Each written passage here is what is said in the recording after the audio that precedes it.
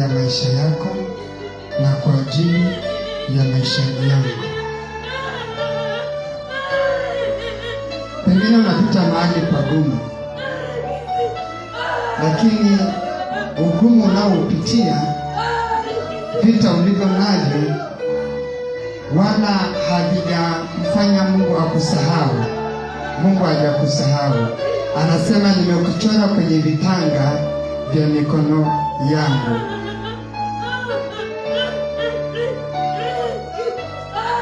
Wakati wana wa Israeli wakiwa uhamishoni, wakiwa hawajui hili wala lile, Mungu anawaambia, najua mpango nilio nao juu yenu. Mungu ana mpango na wewe, anajua. Haijalishi unapitia kwenye ugumu gani, haijalishi unapitia kwenye mazingira gani. Wakati huu, hebu inua macho yako, tazama upendo wa Mungu vile jinsi alivyomimina. Na huo upendo una nguvu ya kukomesha hivyo vita, ya kukomesha hilo pito, ya kukomesha hayo yaliyoinuka juu yako. Hayo unayoyapitia hayako juu ya pendo la Mungu kwenye maisha yako.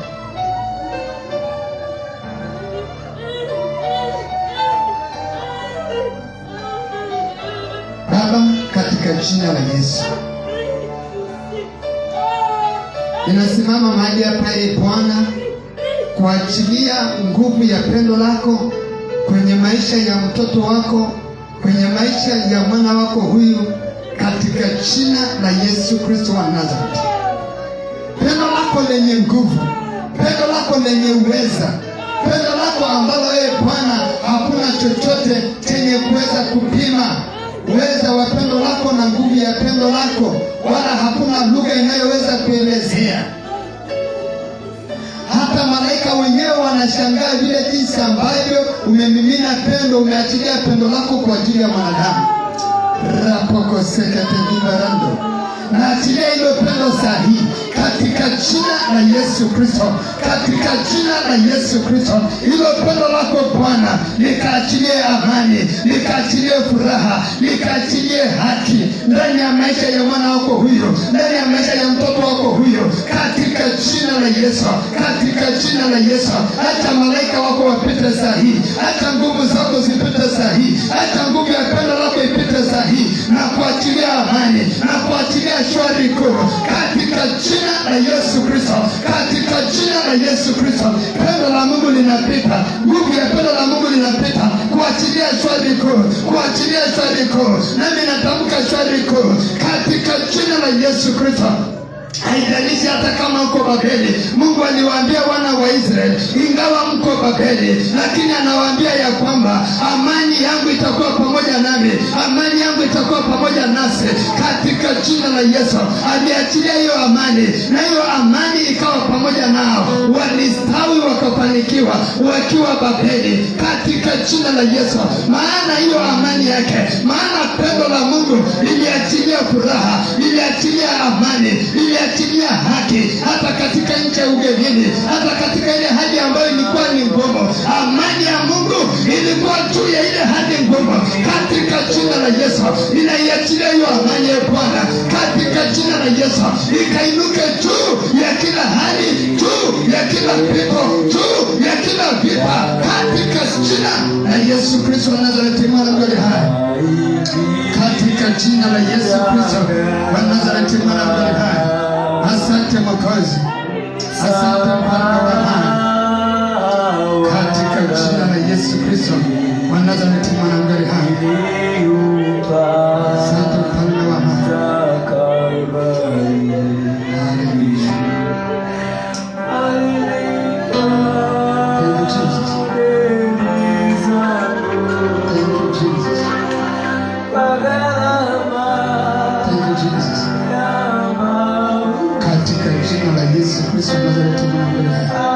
Asante Bwana. Hebu mshangilie Bwana Yesu kwa makofi mengi wakati huu. Mshangilie Bwana Yesu kwa makofi mengi. Mshangilie Bwana Yesu kwa makofi mengi. Haleluya. Haleluya, haleluya, haleluya. Nasema mshangilie huyu Yesu, mwanaume wa wanaume, ambaye ametupenda kwa upendo wa milele hata akatoa ametoa uhai wake kwa ajili yetu. Haleluya! Anastahili makofi yako. Mpigie Yesu makofi mengi, mshangilie. Haleluya! Haleluya! Haleluya! Amen. Amen. Asante sana. Bwana Yesu asifiwe. Tunamshukuru Mungu ambaye ametupa tena siku nyingine ambayo imempendeza tuwepo mbele zake, na mimi ninaendelea kufurahia kuwepo mahali hapa kwa pamoja nanyi. Bwana Yesu asifiwe. Amen. Ninafurahi kukuona. Haleluya. Haleluya. Haleluya. Amen.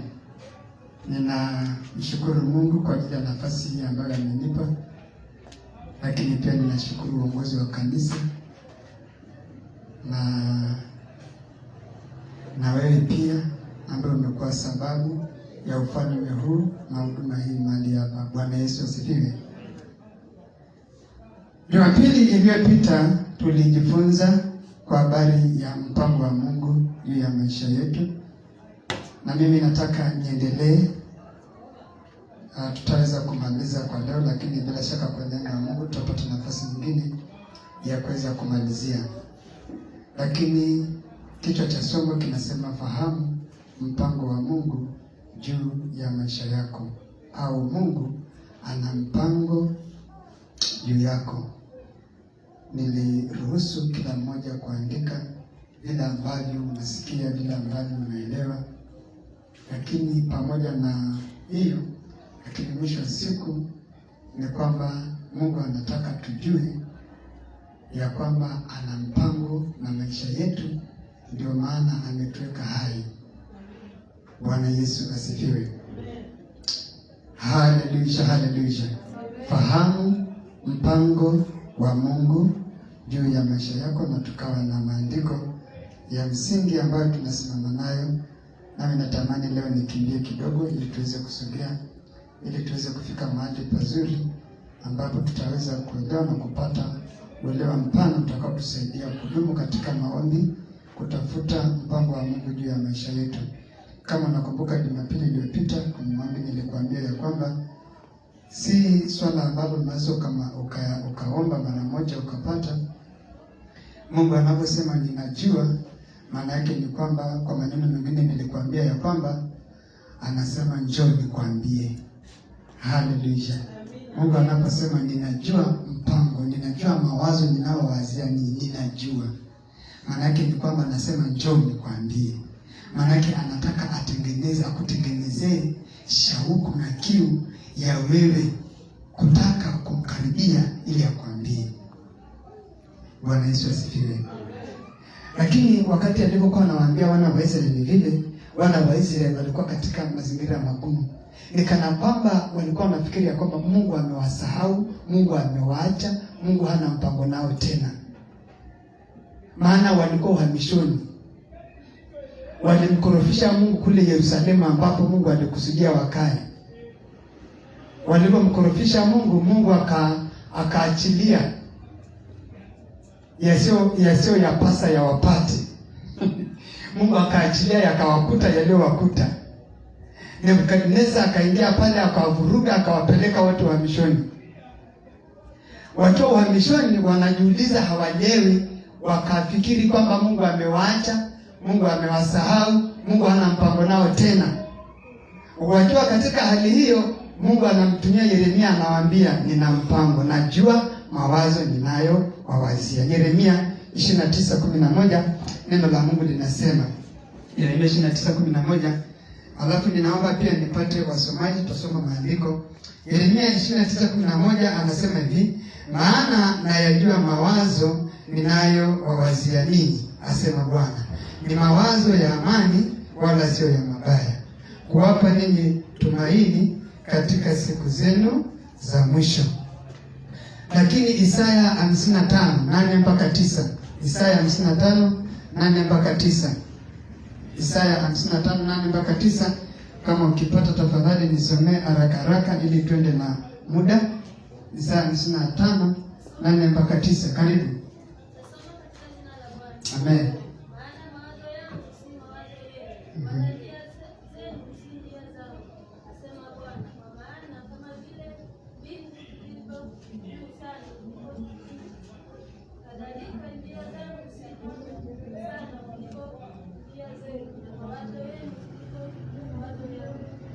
Yeremia 31:17. Yeremia 31:17 ni maandiko yetu ya msingi ambayo tunatembea nayo katika hili somo. Yeremia 31:17 anasemaje? Tena liko tumaini kwa siku zako za mwisho, asema Bwana, na watoto wako watarejea hata mpaka wao wenyewe. Watu wa Mungu, Mungu ni Mungu wa mipango.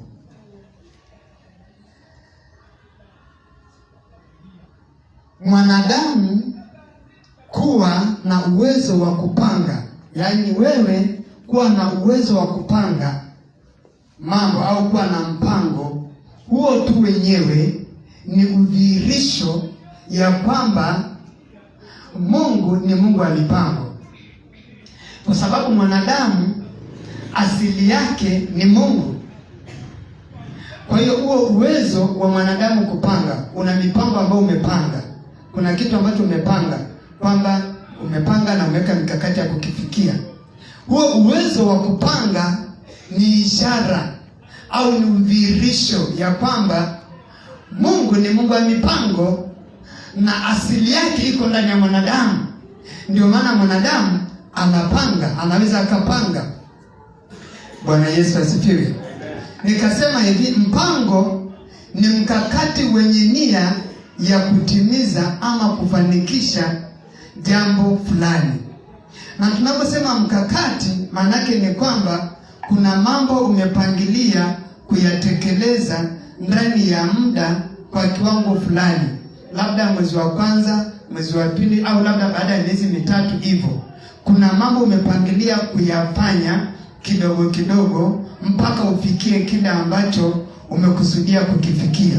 Kwa hiyo ni mkakati wenye nia ya kutimiza jambo fulani. Mungu alivyomuumba mwanadamu, aliweka nia yake, ilikuwa ni mpango wake ulikuwa ni kwamba ufalme wa mbinguni usibaki tu mbinguni, lakini ushuke na duniani, ili ufalme ulioko mbinguni utawale na duniani, uwepo na duniani. Bwana Yesu asifiwe. Katika huo mkakati wa Mungu kuleta ufalme wake duniani baada ya uumbaji, akawa na hilo wazo la hili hapa nalifanikisha kwa kumuumba mtu ambaye ana sura na mfano wangu, ambaye amefanana na mimi. Nia yangu ni nia yake.